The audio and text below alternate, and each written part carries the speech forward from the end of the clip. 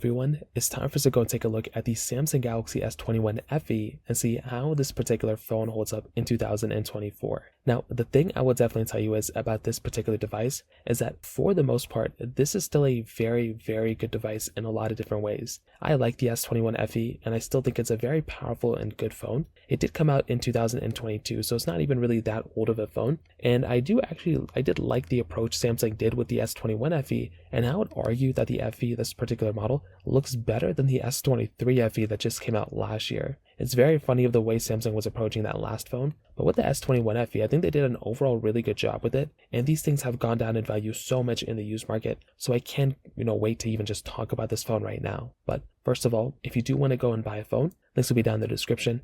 You can get them from there, and you can help support the channel at the same time. Now, starting off with the outside of the Galaxy S21 FE, this particular phone on the front has a 6.4-inch dynamic AMOLED display, and it's an overall pretty good panel. I thought this panel was pretty good when it first came out, last year, 2 years ago, and I still think it's like a pretty good looking device. It's a 1080p display, 120Hz display at that as well, and overall, I definitely would tell you that if I'm going to go ahead and buy some sort of device, this thing looks very good, has a lot of power and capability from that particular perspective alone, which I do think is a very, very good asset. I also do think that with this particular phone, the bezels on the side of it are pretty thin. That was a pretty big advantage for this phone before. When you look at a phone like the S21 FE before, or the other phones before, there were lots of weird things that Samsung was kind of doing, but with the S23 FE, the problem I had with that phone last year was that the bezel on that phone was just kind of too big for me, and I think that in and of itself was kind of an annoying thing. So if I'm going to go ahead and sit here and kind of look at a phone or whatever, this is probably going to be one of those things where I look at it and I'm like, hey,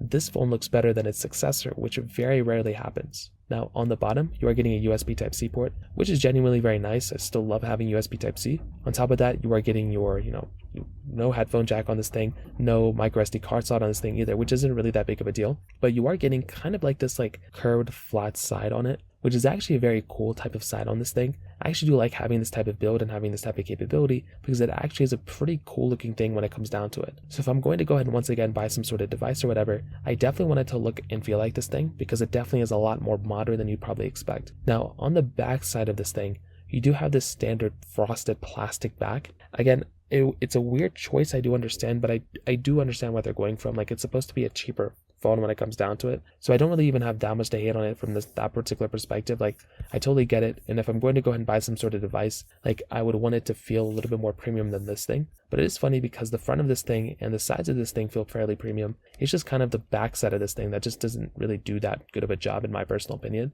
But beyond that, still totally expected, and it's really not even that big of a deal probably for the average person. So from that particular perspective too, that kind of covers it up here on the outside. Now you are still getting a lot of things overlapping with this device that a lot of newer devices have too. So things like, wireless charging, reverse wireless charging, IP certification, 120Hz display, Samsung DeX, you're still getting a lot of stuff within this particular phone that a lot of newer phones have, also. And the price tag of this device has gone down substantially. For the base model of this thing, you can probably buy it for around $200-ish in the used market, which is a very, very cheap price to pay for a device like this, which is genuinely pretty crazy. So when it comes down to it, what I'll definitely tell you is on the exterior, it still gets a thumbs up for me, and I think it's a very, very good phone when it comes down to it. Now, in terms of the camera side of things, this device is giving you a triple camera setup, which is fairly common with what you'd get with a lot of phones nowadays. So you're getting a 12 megapixel wide angle lens, 8 megapixel telephoto, then a 12 megapixel ultra wide camera. On the front, you're getting a 32 megapixel wide angle lens. Now, you are able to do 4K at 60 on the front and the back, and I will tell you with this type of camera, it's a great camera when it comes down to it for this type of device, Now, you are missing out on some things there's no 8K capability on this device or anything like that, but I will still tell you for the average person, still a very, very good type of camera lens and a very good type of capability when it comes down to it. Once again, I think if I'm going to go and buy some sort of device, this thing is actually a pretty decent device when it comes down to it from that camera perspective, which I think is a really cool thing. So just keep in mind that in some social media applications and things like that, you're not going to be utilizing that full-on camera. It's kind of a common trend with a lot of Android phones, but it's not even the biggest deal in the world. But I still think if I'm going to go ahead and buy some sort of device, something like the Galaxy S21 FE, it does a really, really good job with basically everything I've ever thrown at it. And I do think from the camera side, there's not really that much to complain about here. It still has a lot of cool features that, a lot of newer, the Galaxy S24 has. But the only thing that this phone doesn't have that the newest phones have basically is no 8K. If that's a big deal to you, then obviously you may want to go for the S20 or S22 or something like that. but I do think that this phone is still perfectly fine from a lot of different ways, and this one is basically no exception when it comes down to it. So from that particular perspective, that kind of covers it up there as well. Now from the software side, this particular device is still getting software updates, so there's not really that much to complain about here from that particular perspective. So with this type of device, you're still getting, One UI updates, which I think is still very cool. So once again, there's not really a lot to complain about here with this particular phone. I do think like if you're going to go and buy some sort of device, still a very, very good device when it comes down to it. And I do think that's a really big asset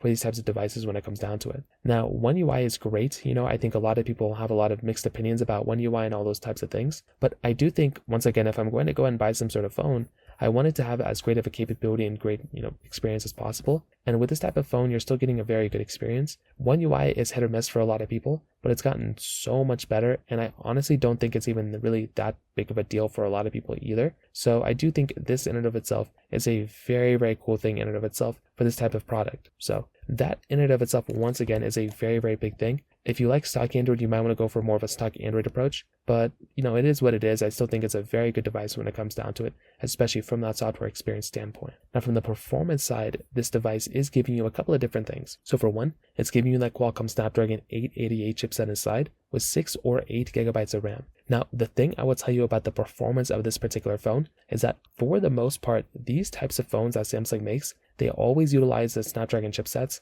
and I definitely do think this in and of itself is a very good asset for this type of device, because you're going to be, basically be able to go ahead and get this phone as you normally would, and it's going to have a lot of capability in and of itself of just being able to go through and just, basically use it as you normally would. I do think with this type of device, the chipset, the performance, everything about it is very, very good. I genuinely don't have that much to complain about here with this particular phone. And I do think, once again, that's a very big thing to keep in mind. From the performance side, really whatever you're going to do with it, whatever you're going to throw at it is going to be perfectly fine for the most part. It's not going to be like a perfect performing device, but I would tell you for the most part, you're going to be having a very, very good time with it, which, once again, I think is a very cool thing. From high intensive games to low intensive games to high intensive applications, video editing on your device, photo editing, taking calls, all those types of things. You're going to be having a really good time with this particular phone, which once again, genuinely, I think is a very good thing going on for this particular device. So what I can kind of tell you is with the S21 FE, it's a very, very good phone when it comes down to it. It's not perfect, and if you can swing for the regular S21, that would probably be a better device. Or if you can get an S21 Plus or an S22, any version of a phone that you can get, that is a higher end model of this thing, is going to be giving you a better experience. But I will still tell you, the Galaxy S21 FE is a very surprising phone. They did a really good job with it, and I still think it's very much worth buying. Now, if you are going to keep this phone for like 3 or 5 years, I would not recommend buying it. I'd probably recommend going for the S22 or above. But if you're still cool and you want to like use this phone for like a 2-year period or something, I still think this is a very good phone when it comes down to it. So that kind of covers it up there. If you have any other thoughts or questions, let me know in the comment section below. Hit the like button, that would mean so much, but definitely hit that subscribe button. More importantly than everything else, I love every single one of you guys. Hopefully I'll catch you guys in the next video. Peace out till then.